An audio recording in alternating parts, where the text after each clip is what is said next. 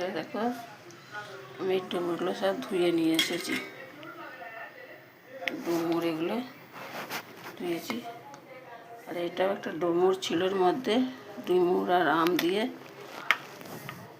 আচার করব, ঝাল আচার। দেখো বন্ধুরা, হিং দিয়ে দিয়েছি আমি। হিংয়ের সঙ্গে একটু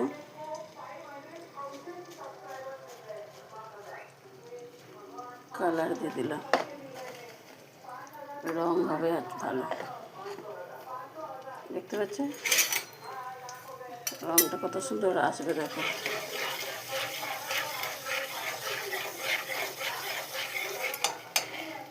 এর মধ্যে আমি ডুমুরগুলো দিয়ে দিলাম।